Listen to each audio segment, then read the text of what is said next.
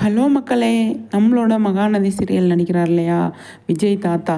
அவருக்கு ரியல் லைஃப்பில் இன்றைக்கி பிறந்த நாள்.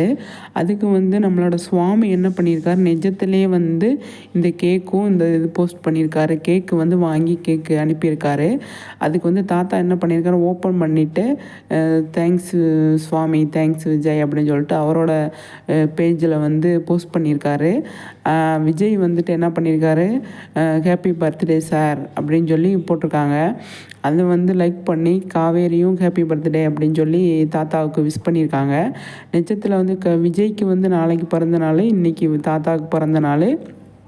2 பேர்த்துக்குமே நம்ம விஷஸ் சொல்லிடலாம். ஆனால் விஜய் கேக் அனுப்பியிருக்கிறது பார்க்குறதுக்கு செம்மையாக இருக்குது, சூப்பராக இருக்குது. ரியல் லைஃப்பில் அவங்க நல்ல சோசியல் மீடியாவில் ஆக்டிவாக இருக்காங்க அப்படிங்கிறது ஒன்று. நம்ம சுவாமியும் தாத்தாவும் சேர்ந்து நிறைய பாட்டெல்லாம் பாடியிருக்காங்க, நிறைய ரீல்ஸ் பண்ணியிருக்காங்க. 2 பேர்த்துக்குமே நல்ல பாண்டிங். 2 பேருமே நல்லா ரீல்ஸ் பண்ணுறதா இருந்தனால அவர் சீனியராக இருந்தாலும் 2 பேருக்குமே நல்லா செட் ஆயிடுச்சு. 2 பேருமே எல்லா இடத்துலையும் இருப்பாங்க அப்படிங்கிறதுனால தாத்தாவுக்கு சூப்பரான ஒரு கேக் அனுப்பியிருக்காரு. தாத்தா அதை அன்பாக கொடுத்ததில் விஜய்கிட்டேருந்து அவ்வளோ அழகாக அன்பை ஷேர் பண்ணி வாங்கிட்டார். அது நல்லா இருந்தது பார்க்குறதுக்கு.